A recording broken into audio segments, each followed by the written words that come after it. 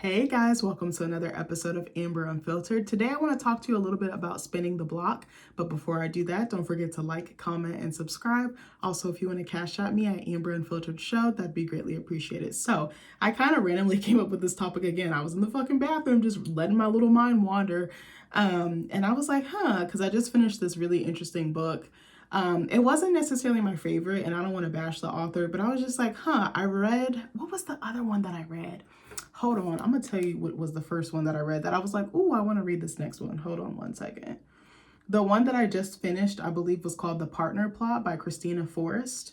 But then let me see what was the first one. That was very interesting. I'll tell you about the plot of both. That way you can, hold on. That way you can see where I'm kind of going with this. Hold on one second. So yeah, The Neighbor Favor was the first one that I read. Oh, what the hell was that?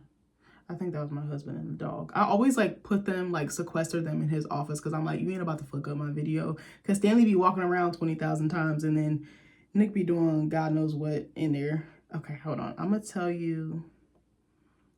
Hold on. I'm going to tell you what the first book is about. Okay, hold on. Why does this look like this? You know what? Fuck, Goodreads can go to hell. Their website is trash. Okay, let me go on Amazon's website. Okay, hold on. So this was the first book that I read of hers. I was like, oh, I'm kind of like low-key wanting to support her and like becoming a little fan or a reader or a supporter. Okay. Child, let me hit the read more button. Okay, sorry, it wasn't expanding. So the first one I read was The Neighbor Favor. Shy, bookish, and admittedly awkward, Lily Green has always felt inadequate compared to the rest of her accomplished family who strive for Black excellence. She dreams of becoming a children's books editor. God, that's a mouthful, sorry. But she's been frustratingly stuck in the nonfiction division for years without a promotion in sight. Lily finds escapism in her correspondences with her favorite fantasy author. And what begins as two lonely people connecting over email turns into a tentative friendship and possibly something else Lily won't let herself entertain until he ghosts her without a word. Months later, Lily is still crushed, but she's determined to get a hold of her life, starting with finding a date to her sister's wedding. And the perfect person to help her is Nick Brown, her charming, attractive new neighbor who she feels drawn to for reasons she can't explain. But little does she know, Nick is an author, her favorite fantasy author. Nick, who has his reasons for using a pen name and pushing people away, soon realizes that the beautiful, quiet girl from down the hall is the same Lily he fell in love with over email months ago. Unwilling to complicate things even more, between them, he agrees to set her up with someone else. Why would he do that? Though this simple favor between two neighbors is anything but, not when he can't get her off his mind. And I really enjoyed that book. It was such a cute, like rom-com, like meet cute, especially for Black characters. I love reading romance. Actually, even though I be acting like I'm a gangster or what did Cardi B say? I'm an emotional gangster. I don't know why I twisted my mouth like that, but y'all know what I'm trying to say.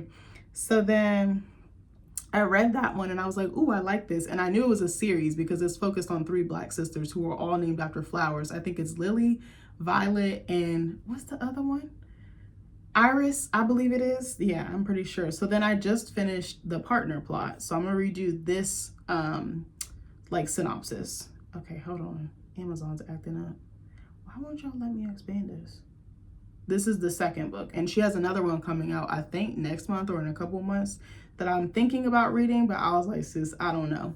So this one is called The Partner Plot. To Violet Green, fashion is everything. As a successful celebrity stylist, she travels all over the world living out her dreams. Professionally, she's thriving, but her personal life is in shambles.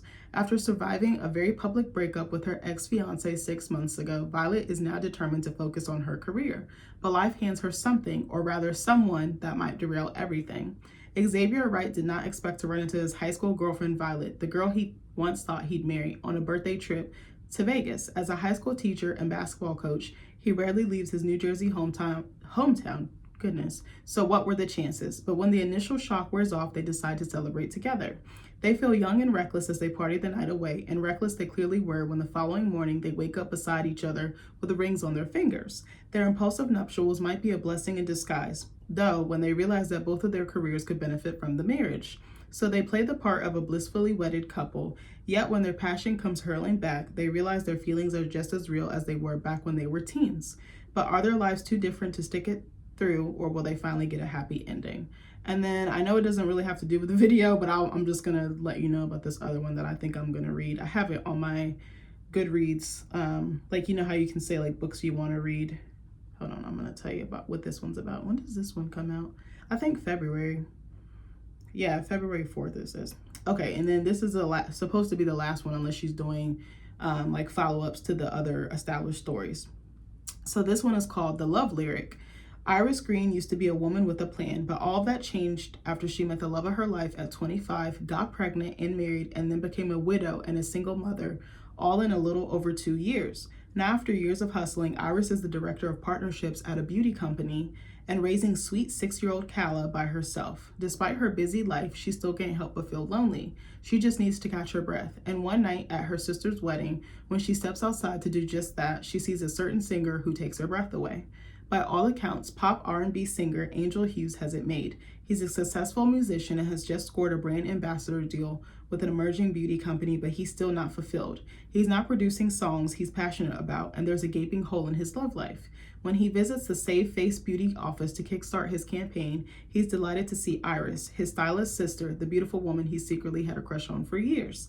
Despite their obvious attraction to each other, they must stay professional throughout the campaign tour, a goal that doesn't quite pan out. But when it becomes clear their lives aren't in sync, can they fall back in step to the same rhythm and beat?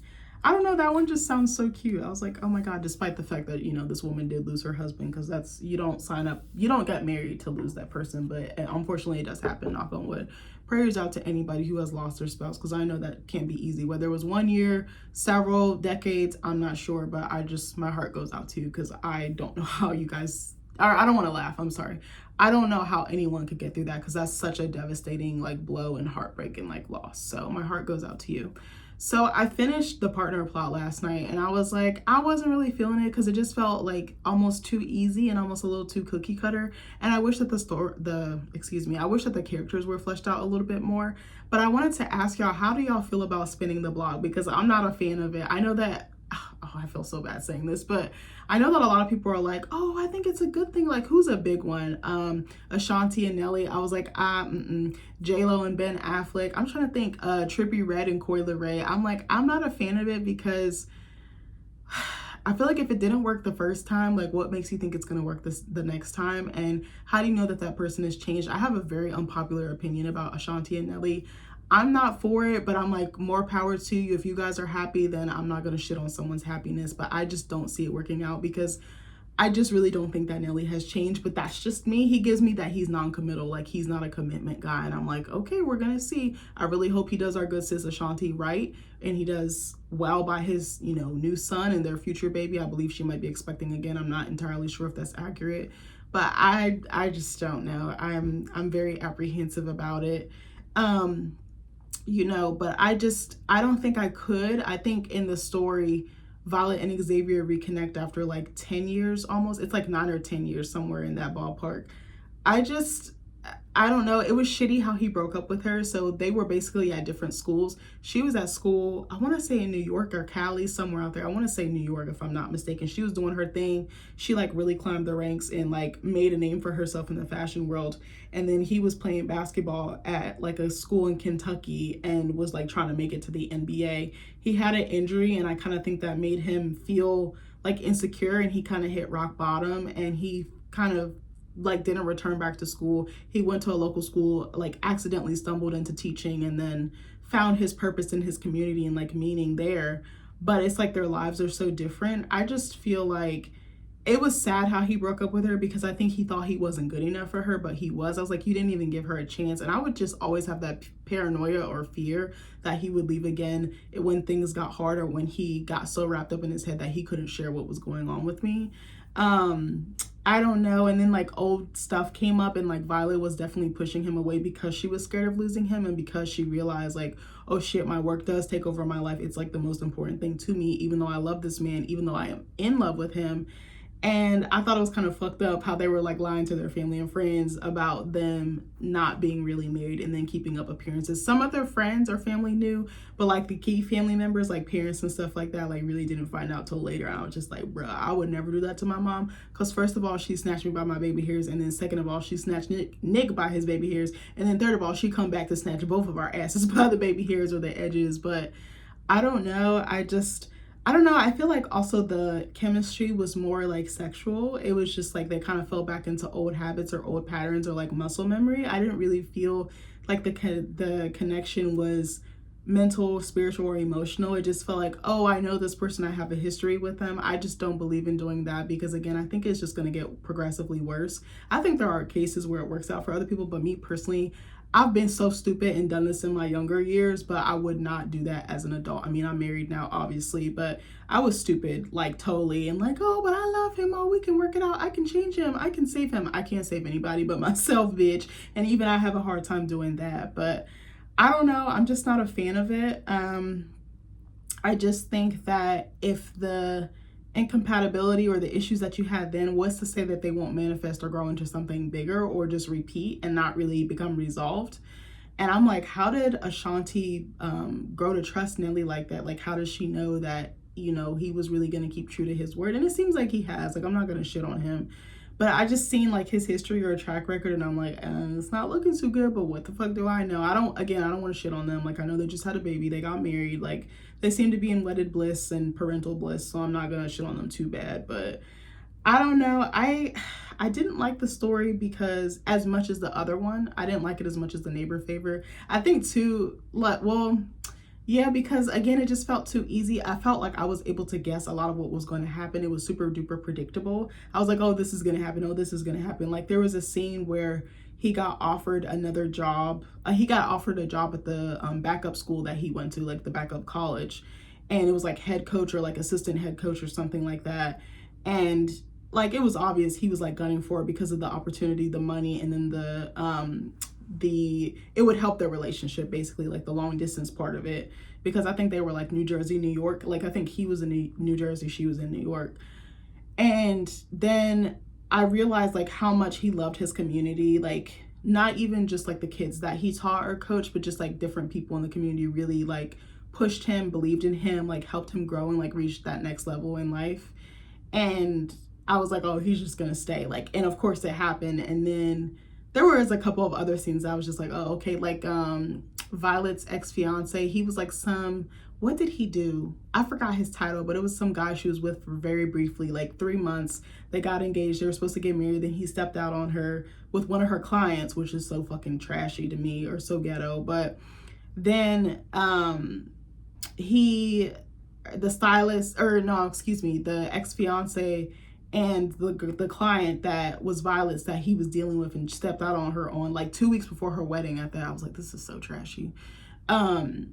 They ran into each other again, and I figured that they would, and I was just like, he's probably going to try to ask for her back or weasel his way back into the picture. And I was like so right about that. And I was like, okay, a lot of it I could see it coming, and I was like, I don't really like stories like that. Like, don't spoon feed me. I just think that there needed to be a little bit more development, and it was like hellaciously long. I was like, this probably could have been maybe about 50 to 100 pages shorter, maybe like even 50 to 75, 40 to 50 if I'm being, you know, lenient or lax about it. But I was just like, oh, okay. And I didn't really, I don't know, their chemistry wasn't, or their love story, even when they were kids, was just like, oh, we really like each other. We're out here being rebels. We're like sneaking into swimming pools. We're getting matching tattoos. And I'm like, what fucking teenager do you know getting matching tattoos? Because not me, baby. I don't like nobody that much to get a matching tattoo of nothing. I don't care if it's your initial. I don't care if it's a symbol, bitch. I'm not getting it. But that's just me. I think that's such a permanent decision. And then Violet was like very broken by this. Like she didn't really date, you know, until she met her ex-fiance. But I don't know. I didn't actually feel like they were compatible. I felt like he was groveling and proving that he was worth it and that he wasn't going to leave her again. And it felt more of like, I don't want to say a trauma bond, but like a history bond, if that makes sense. Like, you know, when you have history to some, or like a convenience, like convenience or familiarity. That's what it definitely felt like. And I feel like sometimes people spin the block because of that. And I'm just like, that's scary to me, because how do I know I can still trust you? How do I know you changed? How do I know you did the work? How do I know that you're a better partner to me now than you were that time ago, 9, 10 years, however many years it's been. And it would seem like they were both looking for these, it seemed like Violet was looking for Xavier and other people, and Xavier was looking for Violet and other people. And I wish he had just communicated with her, and that would have really saved the relationship. And I think she wouldn't have been as scared and try to run away or break it off as easily as she did. But I don't know. I don't think it's a good idea. Maybe I have a very unpopular opinion about that, but let me know what you guys think. Have you spun the block with anybody? Give me all the tea. Spill all the tea in the comments. Be nice about it. Be respectful, of course. But yeah, let me know. Have you ever spun the block? Has it worked out for you? I'd be curious. Maybe you could prove me wrong. I have no fucking clue. But I love you guys, and I'll see you in the next video. Bye.